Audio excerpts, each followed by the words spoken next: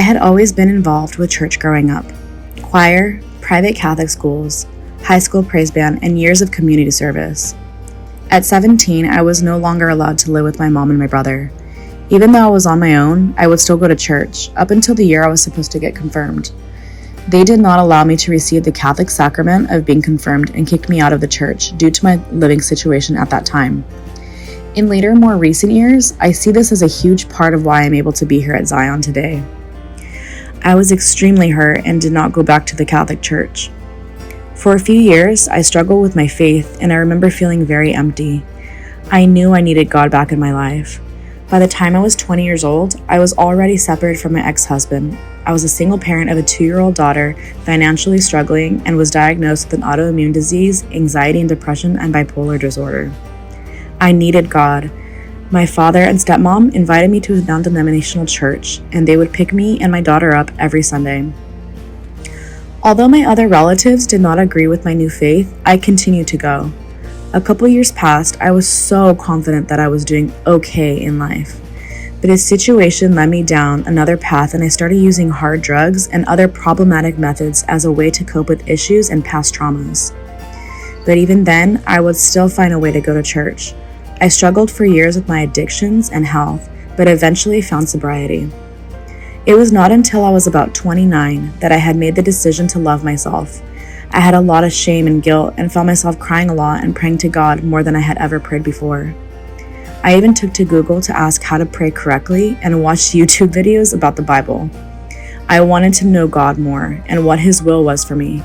I continued to go to church, but thought that there had to be something more to the Bible than just going to church every Sunday, community service, and the same type of sermons I had been listening to for the past 9 years. Every morning, I prayed with my daughter on the way to her school and my work.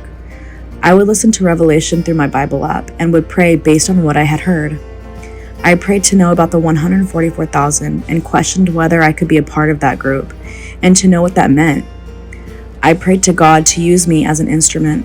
I was extremely serious about my faith and was even re-baptized and had my daughter baptized for the first time at our Babylon church. 2 weeks after I prayed about the 144,000, I was in Walmart looking at Easter decorations, having no luck, when 2 young girls came up to me and asked if I would like to do a survey. Now, normally I would be like, "Oh, no, I'm okay, thanks," and go on about my day, but I engaged and said sure. One of the girls asked what I like to do for fun. I said I like to go to church and listen to music. They were thrilled that I went to church, and I even showed them my Christian tattoo, which is so embarrassing now that I look back at it. But strange enough, they said they had a Christian open mic night at a cafe, and I thought to myself, wow, my favorite things, God, music, and food. I told them that would be awesome, and one of the girls asked for my number, and I actually gave her my real number, as I would never normally do this. So she texted me right away the details and said her name was Elena. 2 weeks later, I brought my daughter Chanel to the cafe that was hosting the Christian event, and I met up with Elena. We had a blast. The next day, I received a text from Elena asking me if I would like to join a program to learn about the Bible free of cost. I was ecstatic. We talked about schedules, and we started meeting every Saturday night with Elena and our teacher, Amari.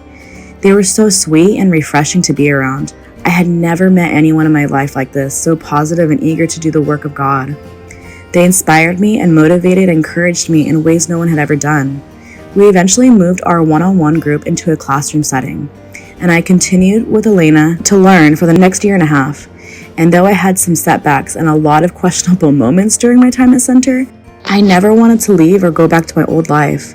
My old life was full of trauma, pain, tears, and very godless. With the word I have today, I knew I could never leave. So in the words of Simon Peter, to whom shall we go?